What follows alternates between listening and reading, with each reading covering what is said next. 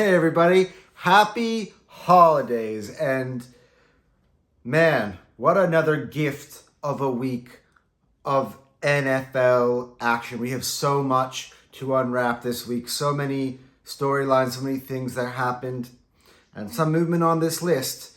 Guys, get ready, we got everything for you covered to recap this last week right here on the NFL show.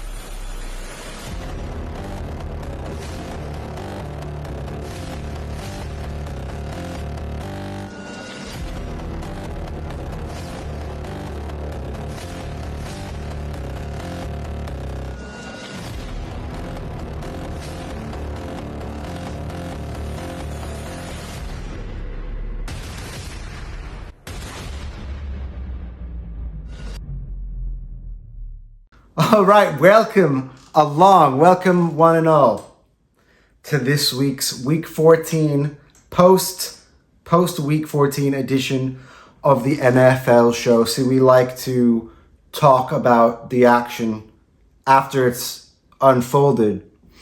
That's our style here. We're not about previews. If you want previews, go to my social medias and check them out. By the way, down below. Here's my TikTok and my Instagram, guys.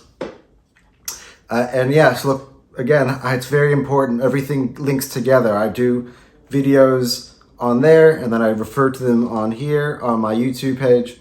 So, guys, it's all important. So if you're going to do part of the Hotspot family, follow us also on the social so you get the full experience. But before we get into any content today as well, and talk about social media, make sure you are liking the video. It only takes 0.2 seconds, really, even less. It's completely free and it helps me out a lot. We are now 50 subs below my minimum goal here for this channel. So we're slowly getting towards there, but we're starting to get recognized. Like, Xander, if you're watching this, I did notice that after I got off of our big fiery debate, which is fun. I love debate and it's so much fun to do. That all the people after me, they had something to say about what I had to say. And look, that's kind of all that I wanted. That's all that I've dreamt of when I was just drawing up the idea of Hotspot, of this program. And, we're getting noticed, we're getting spoken about, and so I feel like we're heading in the right direction, and that's also excited. But for those of you who have been here for 14 straight weeks, so watch this show, guys. Those are the people I appreciate the most. Those are the people who really lock in with me, and I appreciate every single one of you. But make sure you are hitting the like button on this video. And again, if you're a first-time viewer, make sure you're subscribing. Okay, look, we're slowly trying to evolve this channel. I think where it's come from has come a long way, and so I'm very excited with its progress. So, but that's not what you're here for. You're not here for me to talk about the ins and outs of the growth of this channel. You're here for me to talk about football. And look, 14 weeks into the book, that means we are down to the stretch run here. Only 4 games to go. This season has gone by so fast. Like, I just remember like it was yesterday when the Eagles were playing in the Packers in Brazil, and I hopped on with Xander for the first time on Jacob Sports. And now we are into the final run. Last quarter of the season, buys are out of the way. We're looking at playoff pictures, playoff scenarios, clinching scenarios. We have teams that have clinched. The season has gone by so fast, and it's just because you enjoy it so much. Like, and you have like the games packed in the weekend. You game on a Thursday, you game on Sunday, game on Monday, and sometimes you have, as well coming up soon, games on Saturday. You've had games on Friday, the Brazil game, the Black Friday game, and it's like you go through your Tuesday and your Wednesday in the America. For me, my Wednesday and Thursday. That's the only 2 days really without football, and then you're back into the next week. So it just goes by so damn quick. But this was a really, really another. I don't think I've ever come onto this show being like, this was a really like boring ass uneventful week of football. I don't think that's ever happened. And for me, and Anton's picks, it was eventful. It was eventful, but not for good reasons. Good reasons and not for good reasons. Look, if I've done poorly in my picks, it means there were some really interesting results in the NFL. So I went 7-6 this week. One pick above 500. That Monday night football game, which just finished about a couple hours ago before filming this video, put me over the top at 7-6. And yeah, overall on the year, now I'm 137-68. So I've dropped now by about 1% to 66.8%. Still just over 2/3 rate. So that's about an average of 2 correct picks for every 3 predictions. So look, this is where I will recap it. It's always, I find, it's a great way for me to cover some of the big games that happened over the week. And let's start with the one that all the way back at Thursday night football, the Lions against the Packers. And look, I picked the Packers. Maybe I was baited into picking the Packers because I wanted them to win from a selfish point of view. But again, I watched that game, the divisional game against Chicago. I thought Detroit got out of jail there. They really should have lost that football game. Looking at all the injuries on the Detroit Lions side of the football and the form of the Packers, and the fact that it was on a Thursday night, and I thought, man, the Packers might have this. And look, I think the Packers played really, really well in that game despite losing. It was a very, very close battle, and the Packers easily could have won. So it wasn't a ridiculous pick. Sometimes I have a feel for, when I go against favorites, there's a certain spot. And this week I went against both of the top 2 teams. The problem is I chose the wrong one of the top 4 to pick against, the wrong 2. There was one that did lose, but I picked them. So I went in the wrong place. But it was it was a red alert, I reckon, for all those championship contenders this week. And one of them did fall. But look, the Detroit Lions, again, they were gritty. They got it done. We'll talk about it more in our top 10 segment. The field goal at the end. And yeah, look, Dan Campbell went for it on 4th down twice, and it ended up paying off for them in 7 points in both times in the game. It was one of those games where he really had to be relentless and throw everything at Green Bay just to get it over the line. And of course, these divisional games can always be that way. And look, the Lions just keep winning, man. But this schedule is going to be hard. Like, this type of game is kind of be the template of what the Lions' final 4 games are going to be like. We previewed it last week. Look, Detroit they've got Buffalo next week. They've got the Bears again, I believe. Then they've got the 49ers. And then they have to believe the last game of the season is the Vikings, which the division could come down to. I'm not 100% on the order of that fixtures. I think I'm right. I'd be impressed with myself if I'm right on that. But look at those games. Even Chicago on the road. Chicago is going to want to get some revenge. Now, we'll talk about it, the Chicago result in a second. But I'm starting to lose confidence in picking the Bears overall. So maybe that probably is the most likely victory for the Lions in that last stretch. All right, the other one that I picked that went wrong. Look, I went with the Cardinals over the Seahawks. I think the Cardinals have been good this season, and I think it's a divisional game. The Seahawks won only a couple weeks ago against Arizona at home, and I thought flip it, reverse it, go down to the desert, and the Cardinals would have this. And the Cardinals started off well, but damn, the Seahawks are impressive. We're going to cover them a lot more later on in the show. That should give you a hint into my rankings. But the Seahawks have been playing good football, man. And I've picked against them the last 2 weeks. They maybe look silly the last 2 weeks. And they're really picking it up, man. That run game has been really good. Charbonnet was big. Gino's been good all year. He's been good now, I think, 3 seasons running now, Gino. When everybody counted him out. When Russell Wilson left Seattle. And yeah, look, the Seahawks, man, they are now in firm control of the NFC West. And the third? Would they be the 3rd seed at this point in time?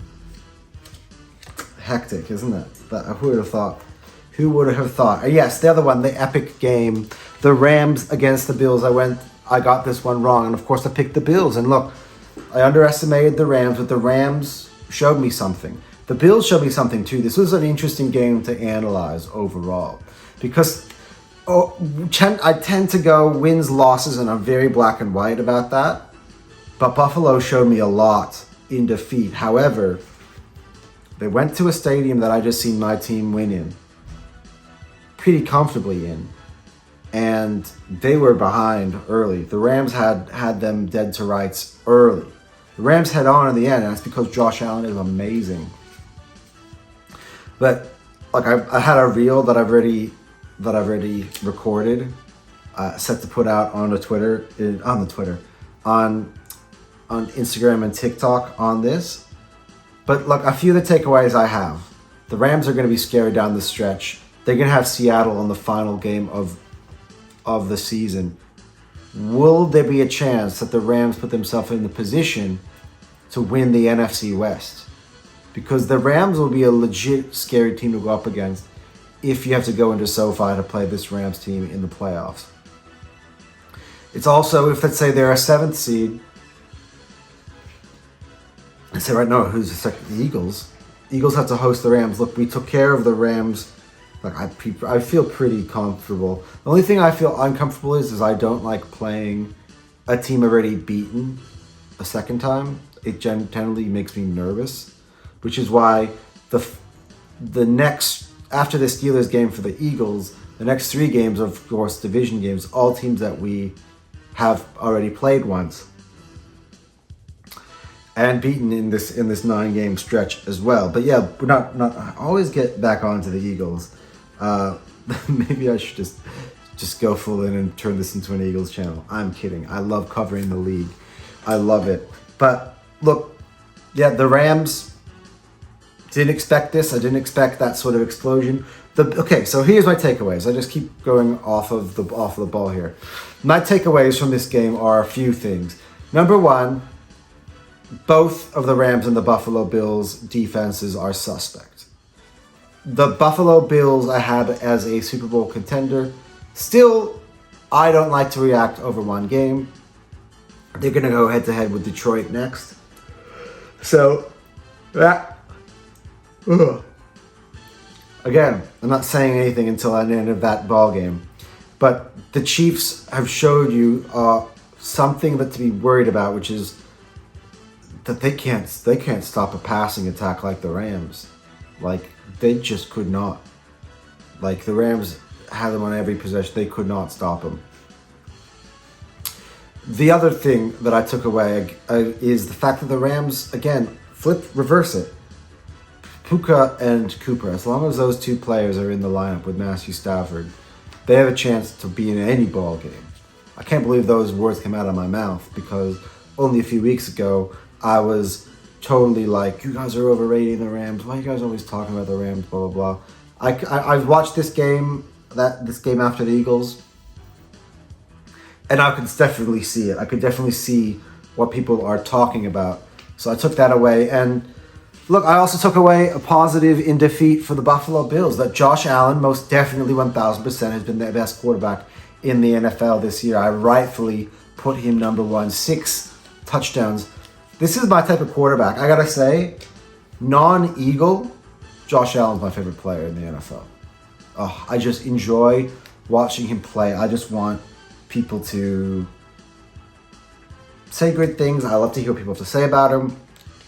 I love watching Tom Brady on the commentary. I got to sit in for 3 hours basically of Tom Brady talking about Josh Allen. It was very fascinating. I very much enjoyed it. And it's, that's kind of the cool part of Tom Brady being in the commentary team for Fox. And of course, it's going to get more interesting as we get closer and closer to the Super Bowl and the playoffs. But I love watching Tom talk about some of the greats. He gets wasted commentating on Cowboys. Sorry for all the yawning. But he gets wasted talking about Cowboys games.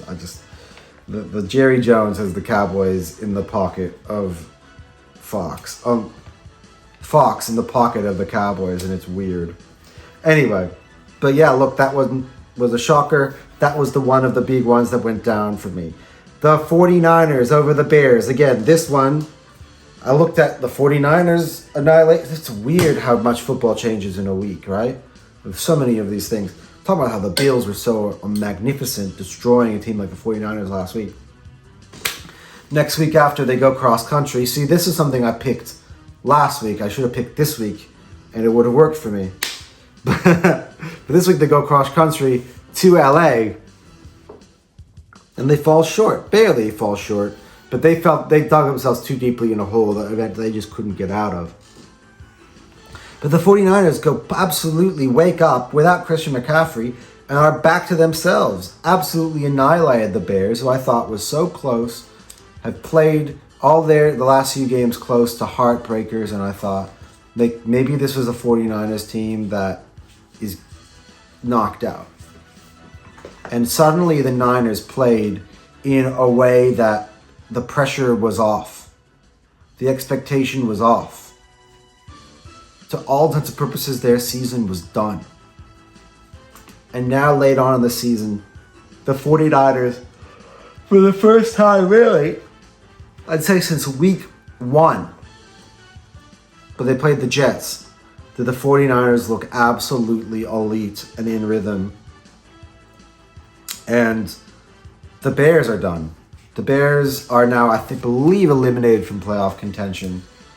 So it's a frustrating way to go. At the end of the day, as close it is, you collect L after L after L, and that's what happens. But yeah, the 49ers came to life, and I didn't account for it.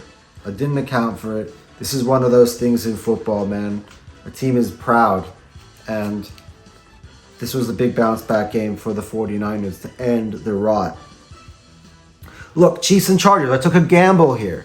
I went with the Chargers over the Chiefs, and I almost got it. I was a doink away from getting it. And I fell into the trap of the Kansas City Chiefs have been winning close. And, I thought, similar to when they played Buffalo, that eventually a team like the Chargers... what's with all my yawning today? Damn. A team like the Chargers, a division team, could come in there and maybe they snip it, and they almost did. They almost got it over the line.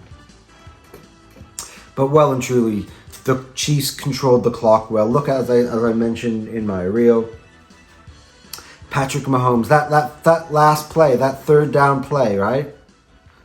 Or was it? It was third down that they needed to convert, right?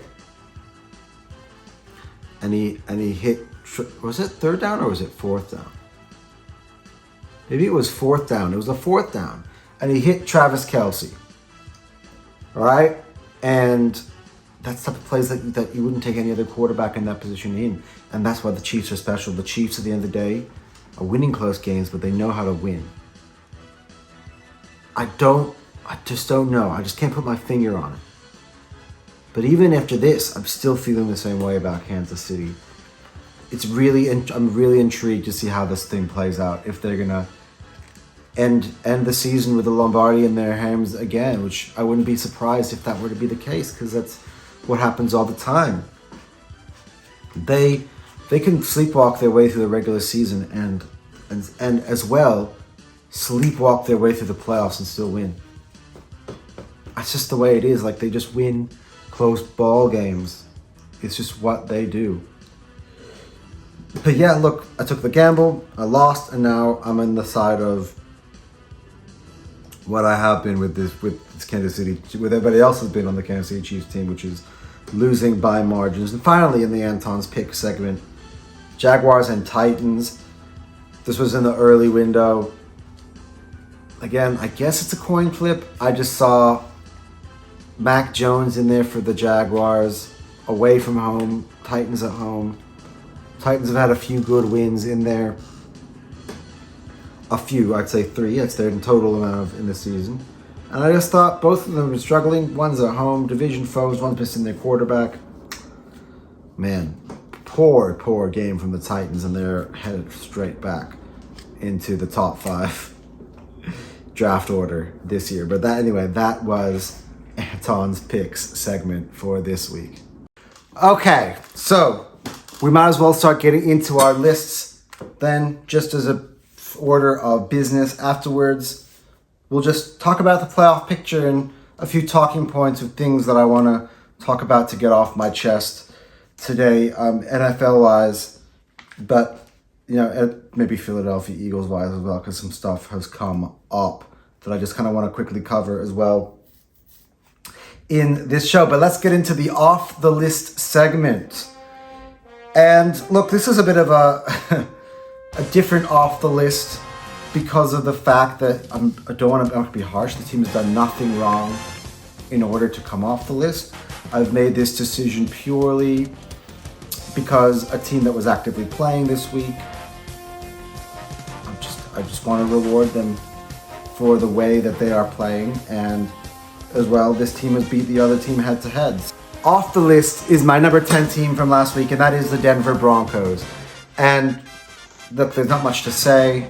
They don't deserve to be off the list at this time of the year. There are so many candidates. I said last week when I had could easily be top 10. And you'll see who I put into the top 10 in replacement of Denver. But this could just be a 1-week hiatus, honestly, because all it takes is the Broncos to get back out there next week with Bo Nix and company and absolutely wow you and get themselves right back into the conversation. So no reason other than the fact that this team was on a bye this week. Another team went in there, they made a statement to me, and I was like, wow, I just gotta put them in the top 10 this week. And that's all that she wrote about top 10. So the Denver Broncos are off the list temporarily, but look, they're in that bubble. There are a few teams as well that, again, could easily be top 10. It's just that time of the year, right? You got 14 playoff teams, so essentially 4 playoff teams will not be in my top 10 list in my final one in week 18, right before we head into the postseason. So that it is what it is. But shall we get into our top 10 list? Cue the NFL music. At number 10, the Seattle Seahawks, back onto the list. They've been off it for a while. They were a regular at the beginning portion of the season, then they dropped off. But look, the Seattle Seahawks have been taking names week in and week out recently. They beat Arizona, beat San Francisco, they beat the Jets, they beat the Cardinals. Again, Arizona twice now in this run. And I just think I've been thoroughly impressed with the Seahawks, with the way they've played. I thought that they went away to Seattle, I counted them out, and this was a big statement, I think. And I think they're going to be NFC West champions. Now, there's an outside chance, a lot of drama, that the Rams could maybe make a push late. I don't think it's the Arizona. Seattle have the tiebreaker over Arizona now. With a 2-game cushion. The Seattle, you see them doing 2-2, Arizona 4-0? Probably not. I don't think it'll be a 2-game differential between the two teams, so I put Arizona out of that. I'd probably also put the 49ers out of that conversation too, in all honesty. They're outside shot, but I think it's the Rams and the Seahawks.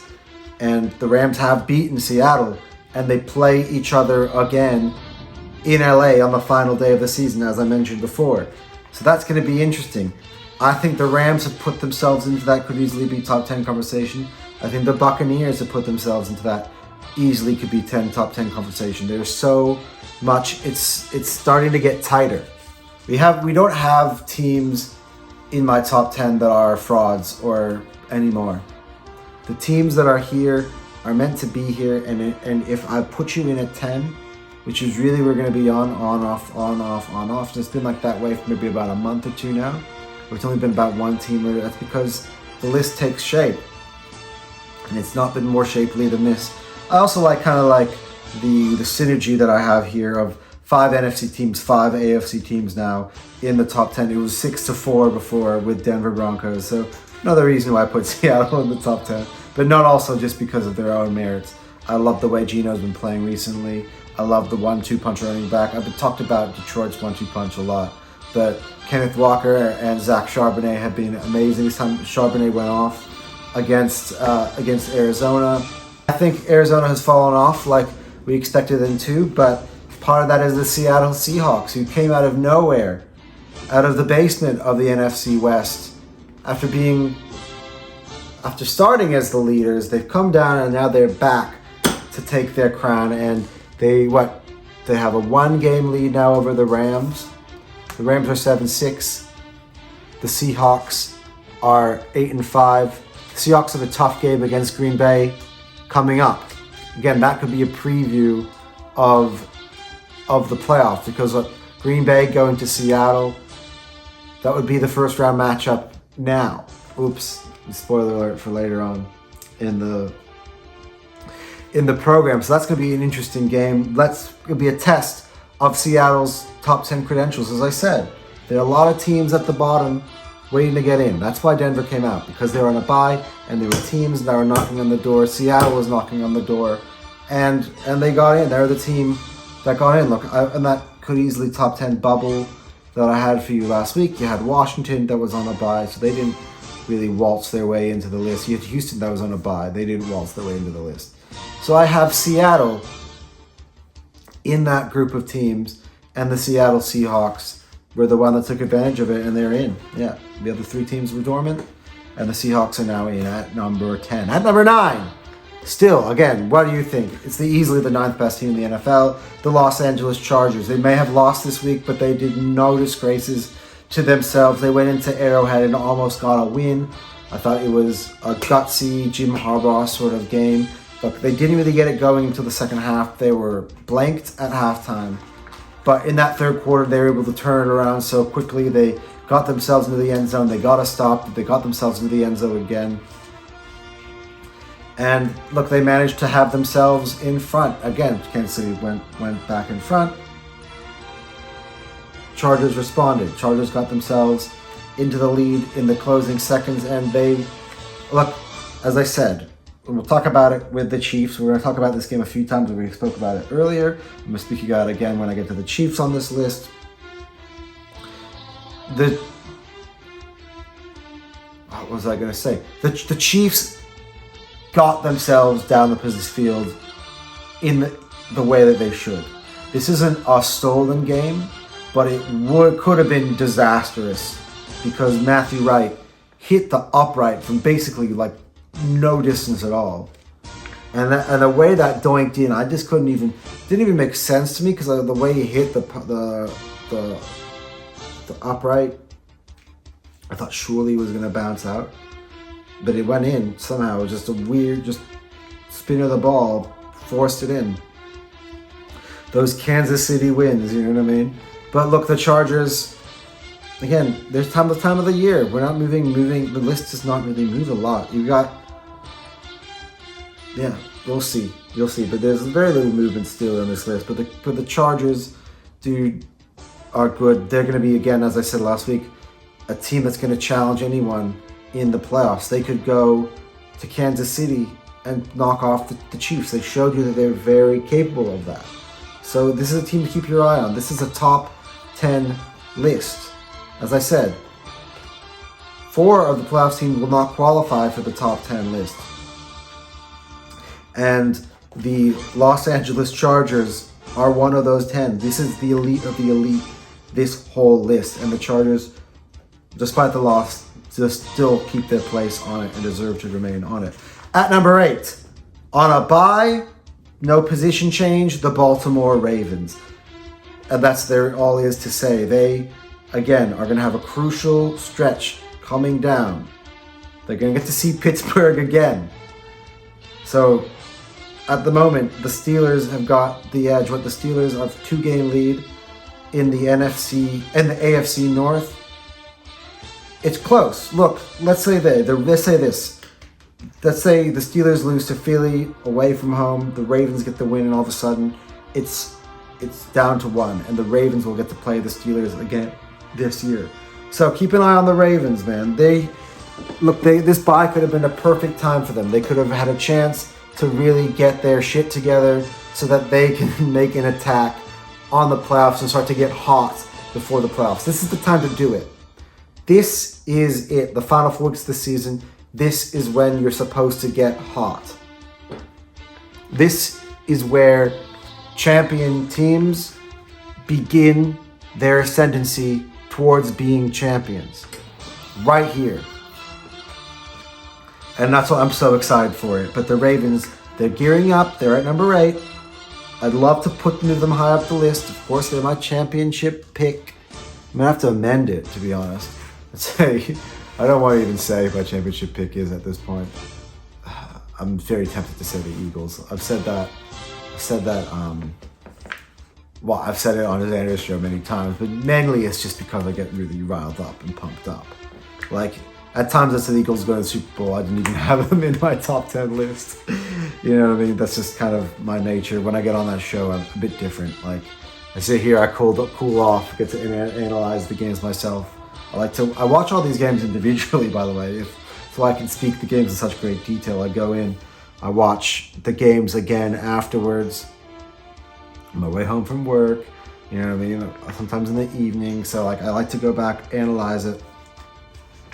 But yeah, the Ravens in at number 8. At number 7, again, despite defeat to a top seed, the Green Bay Packers. And again, they were not shameful whatsoever in the way they went about that game against the Lions. And look, they had many opportunities to win. They had the Lions where they wanted them to.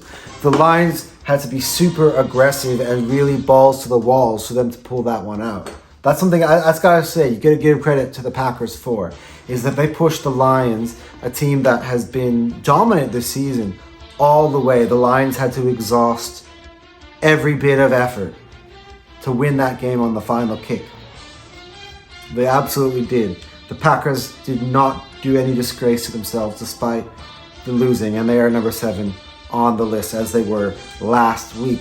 At number 6, same like before, the Pittsburgh Steelers, and they got themselves a big win. They got themselves a big offensive output again.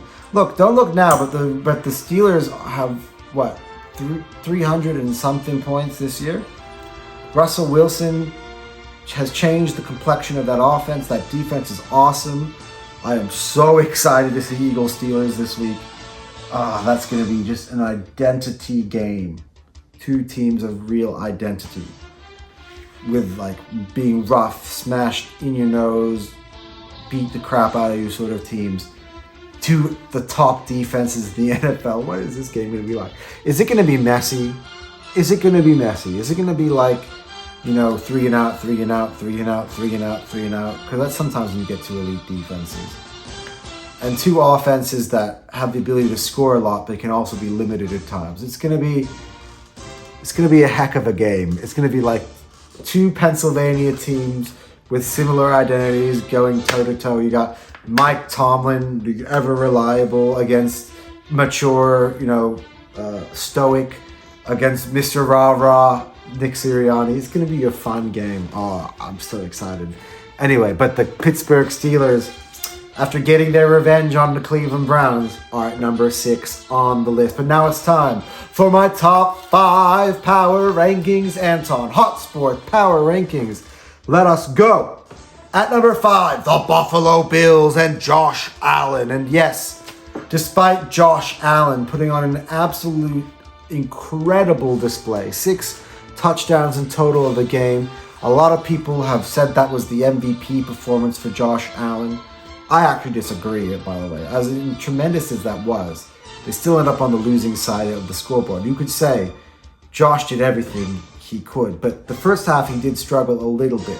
Haven't mentioned that now because I love Josh Allen so much. But they did, and they did lose. If you look at the picture, the Eagles went, like we were looking at top 4, right? The Eagles went to LA.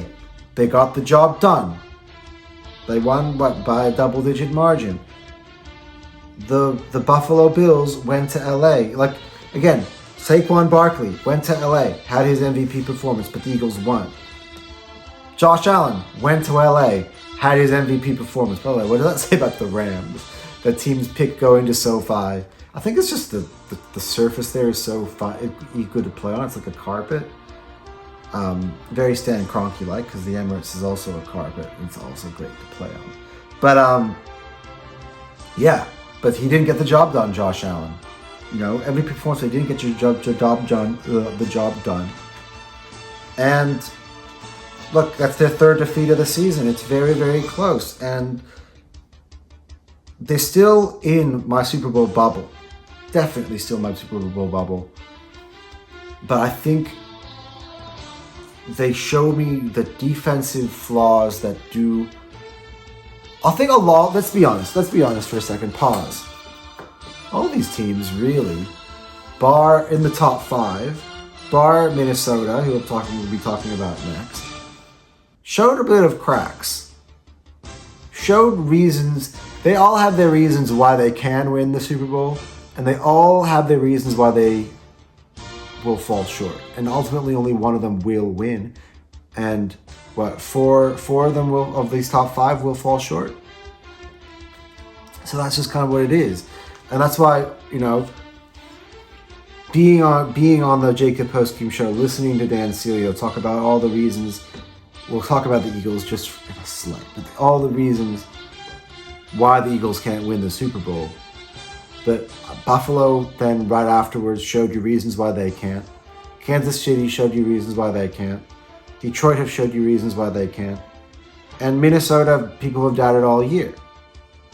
So, Pittsburgh have been good, but they've also this season showed you the reasons why they won't win it. Like the Ravens have shown you reasons why they won't win it. This is the most intrigued I have been. The least of the foregone conclusion I've been heading into postseason time.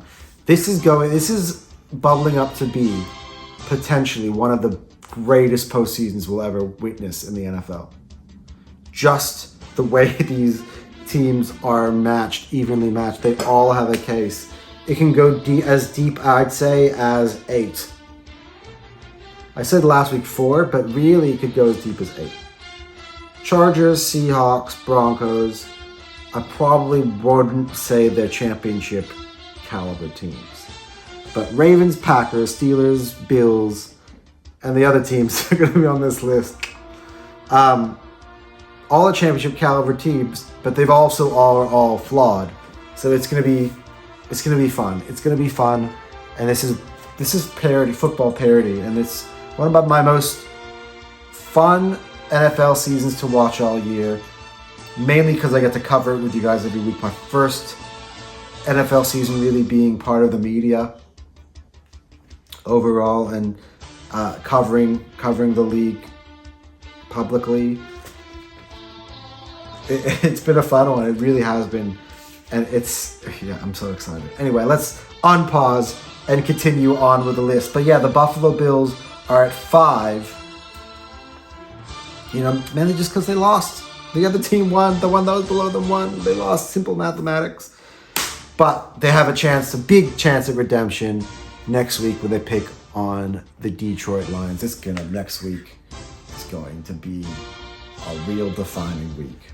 Some of the matchups we have next week, with how long we have to go in the season before we hit really the division clashes portion of the season, where it gets really rough and tough and you have to really claw your way against your biggest rivals. They're all trying to stand in your way.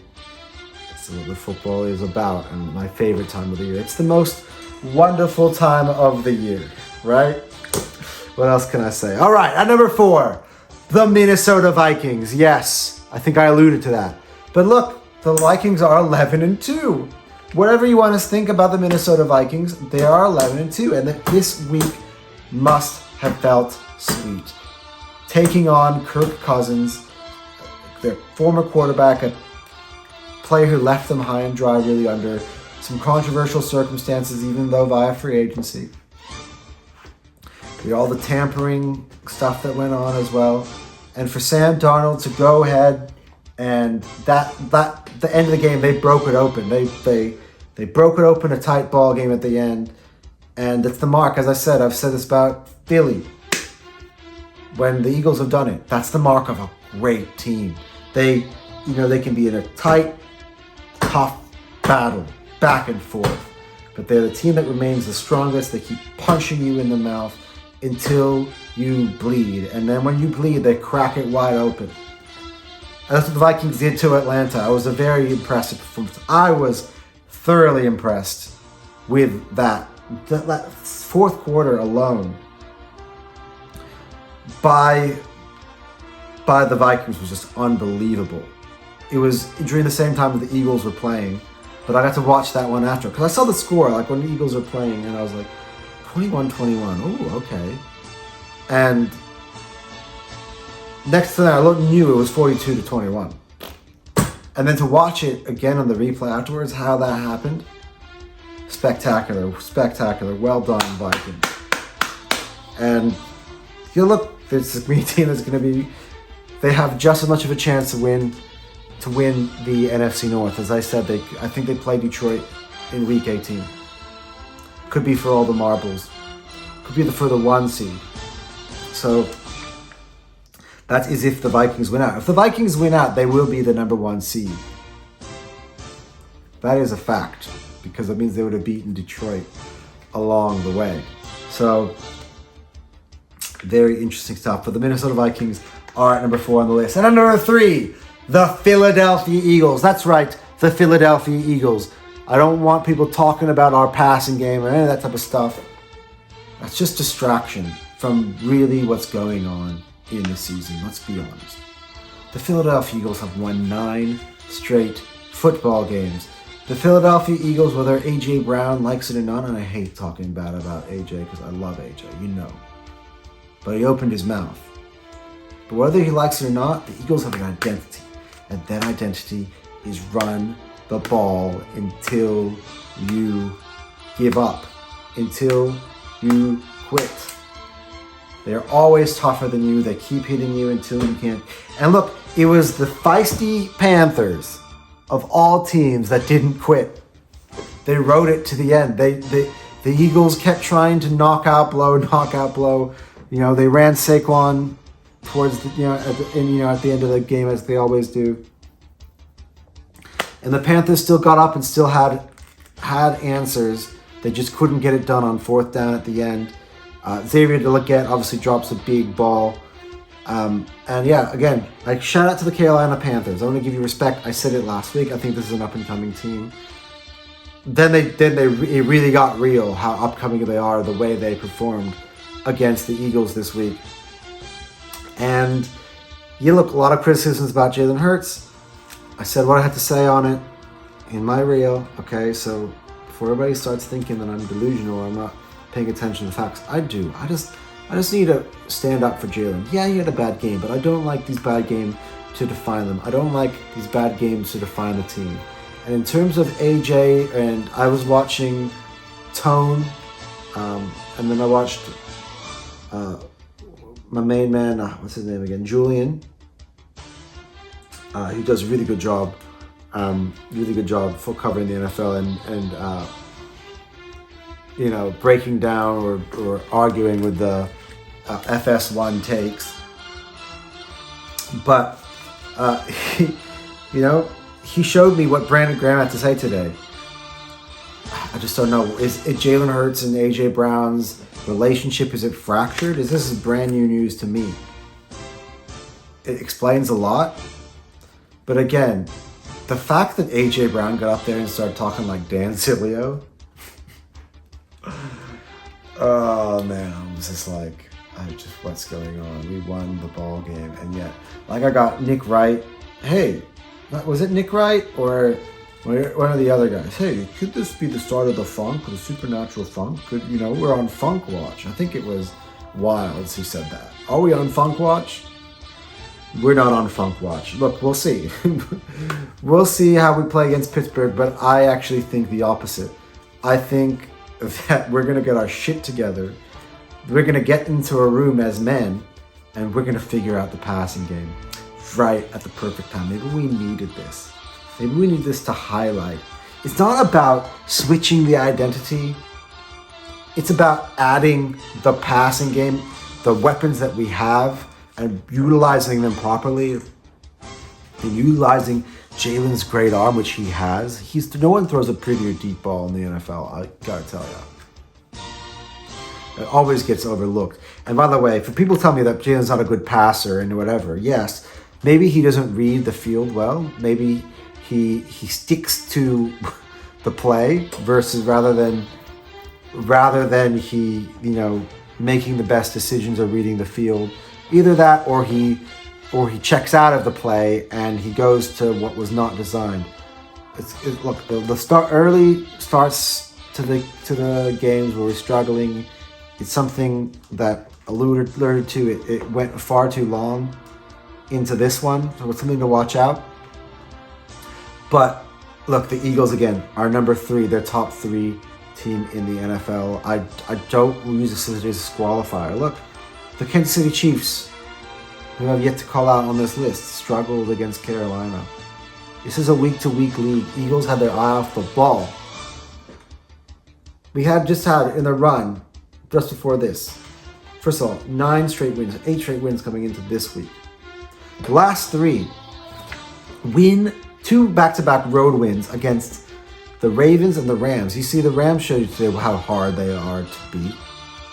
The Commanders, who at the time were challenging us for the division. Before that, we had the Cowboys, who was always, a big rivalry game. Who did we play the week before that? Who did we play the week before that? I don't know, man. These games go by so fast, but it doesn't matter. A lot of games with the Eagles have had to really, really focus, and they have another 4 stretch of games where they're really, really going to have to focus. You got Pittsburgh, and you got 3 division rivals who are going to try like hell to make sure the Eagles, that Saquon doesn't get his record, and that the Eagles, Eagles are struggling going into the playoffs. That's what they're going to want to do as rivals. And it's going to be a tough game. So they had the Panthers in between, the Panthers team that they overlooked, and I think it was a trap game, and the Panthers had nothing to lose. And sometimes, to wrap up the Eagles portion of this show, and maybe this was it, me getting this off my chest. Maybe I was going to talk about it afterwards, but I just did it now. I was talking about the Eagles. Sometimes the other team is good. Not every single time you give up a touchdown is it because the defense was bad. Not all the time is because the offense is struggling, it's because the offense is bad. The Panthers played pretty good on defense, man. They broke up some important passes. The one to Devontae Smith. They made the Eagles punt the football with 2 minutes to go in the ball game. Just over 2 minutes to go in the ball game. And gave their offense a chance. The Eagles' defense had him dead to rights. Josh Sweat had his hands on Bryce Young in the end zone. Could have easily been a safety that was punted back to the Eagles, like the margins in this game. And that's just how it shakes out sometimes. And that's the NFL. Not everything goes to plan the way you see it. But I'm not taking this one game. And after the resume the Eagles have built up this year, what they just did last week, beating Baltimore, they showed you the reason why they might not win it. And that might be because they struggle to get together in the passing game. Why? Because they start games off slowly. That could be the reason why they don't. Like, not being able to get the closeout sack on Bryce Young on those final drives. That might be a reason why we don't win it. There's so many teams that are capable of winning this Super Bowl. But it also doesn't mean that the Eagles are very not as much capable of winning. And that is as real and as honest as I can get on the topic. And I finally got there. Sander, if you're watching this show, I'll clip this up for you. I'll send you. Watch that entire segment. All right? This is me 1 day removed. All right? I can be fair. I can be fair on what I see. And yeah, look, that's the Eagles at number 3 on the list. At number 2, the Detroit Lions. And again, it was another close one against a divisional opponent. They won it with the last-second field goal. And again, you knew it would be a tough game. I've mentioned it earlier on in the show. The Green Bay Packers are a team that I picked to beat the Lions. I think if there's anything, this was a big win for them. As in, they've now won the season series against Green Bay, which was a team that threatened them for the division crown. Now, not so much. That guarantees me the Packers are not winning the division. But the Lions, again, as I said, they are going to be tested for their credibility as title contenders. They've been a lot of people's number 1. They've been my number 2 for almost half the season now. They've been the most consistent team in the NFL, but the level of opponents haven't really been there. Now it's getting there.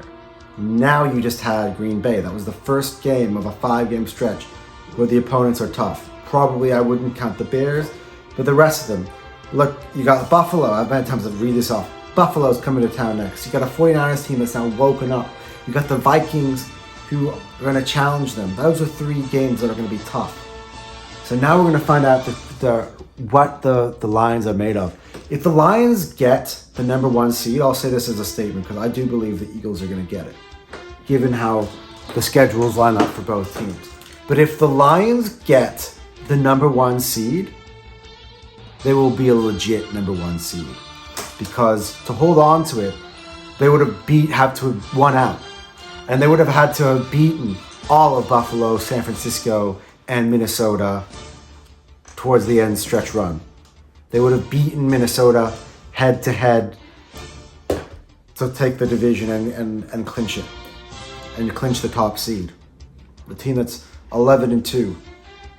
A Buffalo team that's 10-3. A 49ers team that was in the Super Bowl last year. This is a 49ers team that beat them in the championship game, let's not forget. So this is going to be it. This is the test for the Lions heading into the postseason. There's no way. The playoff football began for them on Thursday night, really. Because they're going to have to play playoff football all the way through to be champions from this point on. Look, they've won now 11 straight ball games, I believe. That's amazing. That is cannot be stated. Like, underestimated. The Eagles at 9 have now tied our franchise record for most consecutive victories. And the Lions are too clear of that. The Detroit Lions, so historically, have a bigger winning streak historically. I think this is their record winning streak for them. But yeah, look, they're number 2 on the list. Again, all of the teams, I feel, again, you win close ball games, you win, you show your deficiencies at times. And as I said, the Lions are injury depleted and they had to throw every dart at the board to beat the Packers, and they did. It was an emotional win. Lucky for them, it was on a Thursday. So they're going to get a lot of time to recover, I think a 10-day break before they play Buffalo. That could play a factor. They needed that break, that mini bye here for the Lions. Now they're going to reset, ready for this big, big run. And yeah, the Lions are at number 2. At number 1 on the list, still, 14 weeks of the season, are the Kansas City Chiefs going to just remain my number 1 team throughout the whole year? We will have to see. It's starting to look that way. I think the schedule really opens up from here on out for Kansas City. But they're number 1 on the list. And again, they showed you why they're Super Bowl champions in the way they beat the Chargers down the stretch. They showed you that, you put the ball into Patrick Mahomes' hands in late game situations, no matter where the yardage, you are in trouble. He's going to get the job done for you. That is a fact that you knew would happen. It's when the other team has the ball in late game situations when the Chiefs are beat. That's how you beat the Chiefs. You be the team with the ball late in it. And even then, Denver fell short doing that. Cincinnati fell short doing that. Las Vegas fell short doing that. So even then, it's not guaranteed. That's just it. I'm starting to come to the conclusion that this luck is not luck at all. It's just a team that is conserving themselves, and I think they practice it. I think they want to be perfect at late game situations because it fits perfectly for playoff football. It's like they simulate on they play down a level on purpose to simulate what playoff football is like. Man, I just don't know. I'm just trying to come up with creative ways to explain this. But yeah, I said it in my reel. That's why they're number one. Because, and it's funny, because I challenged the Chiefs. I keep bringing up Xander's show. I challenged the Chiefs yesterday. I went through the whole thing of the Kansas City Chiefs. Like, all the luck. And Xander goes like, you know what? They've earned that leeway to be lucky because they are back-to-back champions. And that's essentially why I've always made them number one on my list. I can't unsee what I've seen the last few years. I can't unsee that image of Patrick Mahomes holding the trophy, which none of the other teams on this list have been able to do. For, Eagles in 2017, the Rams aren't on this list. Buccaneers aren't on this list. Yeah. Bar the Eagles, in the last 7 years, none of these teams have won a title. It just is what it is. So, and the Chiefs are. And they are number one on the list. Shall we recap? And then we will get into the playoff picture before we exit the recording here. At number one, the Kansas City Chiefs. At number two, the Detroit Lions. At number three, the Philadelphia Eagles. At number four, up one spot from last week, the Minnesota Vikings. At number five, down one spot from last week, the Buffalo Bills. At number six, the Pittsburgh Steelers. At number seven, the Green Bay Packers. At number eight, the Baltimore Ravens. At number nine, the Los Angeles Chargers. And at number 10, on your program, the Seattle Seahawks. And that has been your top 10 list. Before we exit the program, guys, let's discuss the playoff picture. Am I going to have to put a graphic up for you? Why not? Let's do it. Here comes the playoff picture. Let's begin with the AFC. So at the moment, the number one seed in the AFC, same as the number one on my power rankings, the Kansas City Chiefs. At number two seed is the Buffalo Bills. The third seed, NFL website qualifies as in the hunt. I don't know what that means. I guess it means they haven't clinched yet. The Pittsburgh Steelers. The fourth seed still, the Texans. And look, the Steelers have a 99% playoff probability of making the playoffs. Texans have a 97% probability of making the playoffs. Again, the wild card teams, all at 8 and 5. Ravens, Chargers, Broncos. Ravens have 97% probability. Chargers are down to 89% probability. And the Broncos are at 74% probability. The teams, again, that are most likely that are in there, again, go outside on the bubble. Here, the Colts are 8th, 27%. Dolphins are 19% shot. They're 9th.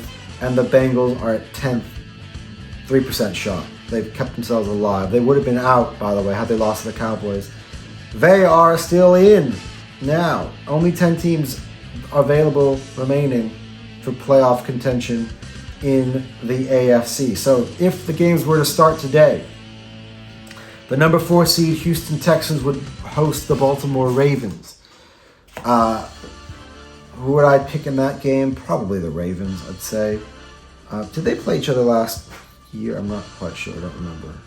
I'm just hazy. I probably do remember. I'm just hazy. I don't remember. The Chargers would go to Pittsburgh. That would be a really interesting game. 6 versus 3. I'd love to see that. Harbaugh against Tomlin. Oof. That would be fun. And the Broncos would go up to Buffalo And as good as Bo Nix has been, I'd definitely be backing the Buffalo Bills to make that. And so that's how the playoffs look in the AFC side at the moment. On the NFC side, by the way, just before we go back on the NFC side, what are the potential for the seeds to change? 2 and 3 obviously is a toss-up. The Chiefs are 2 games clear. I think the Chiefs are going to be the number 1 seed. The Texans are going to be easily the 4th seed. There's 2-game gap between them and Pittsburgh. And to be honest, I think the Texans are the worst of the teams that are in the AFC playoff picture. I mean, obviously not to count the Colts, the Dolphins, the Bengals, who are a real long shot. But I'm talking about the real 7. And these 7 most likely will be in. Anyway, now let's hit the NFC. So, and the NFC is a lot more interesting, obviously, because the number 1 seed is very much in contention. The Lions, Eagles, and Vikings are all up for the playoffs, number 1 overall seed and home field advantage in the NFC. So, they're all a probability. The one of the 3 that has not clinched is the Vikings, because they lost to the Rams, who are sitting outside. So if the Vikings were to lose all the games, the Rams were to lose all the games, the Rams would make the playoffs and the Vikings would not. That's the only reason. But the Vikings are 1 win away from booking their spot in the playoffs. And they would probably, again, either, as I said, it could come down to week 18. Either they knock off the Lions in the last game and take the division, or they go all their games on the road. The Eagles have the easiest path, I think, to the number 1 seed schedule-wise. They are the number 2 seed at the moment, and that's the floor. Most likely, they're the most safe team as possible. Of course, they've clinched the playoffs, but in terms of their seedings, they're not going to have what they had last year. They're not going to have to be going on the road to Tampa or anything like that. Eagles will play a game, at least guaranteed, at least 2 games in Philly. If they were to win in round 1, I think that they will end up as the number 1 seed, because I think the Lions are going to lose one or two of those 3 big games. I do think that. And finally, to close out this show, guys, the 3 seed, the Seattle Seahawks. Again, we said the Rams have a shot to be that seed. We'll see how that plays out. They'll play each other on the last day of the season. And the Buccaneers are now into 4th place, and after they won and the Falcons lost. We would go into this one. The Commanders would play the Eagles. The Packers would play the Seahawks just like they play this week. And the Vikings would go on the road to Tampa. And there again, 4 weeks to go. We're heading into the stretch of the season. And I'm so excited to see how this thing unfolds. Thank you very much again for watching this week. I appreciate all of you guys, especially the ones who are in here 14 weeks in a row watching this video. I appreciate all you guys, and I will see you guys in the next video. Anton out.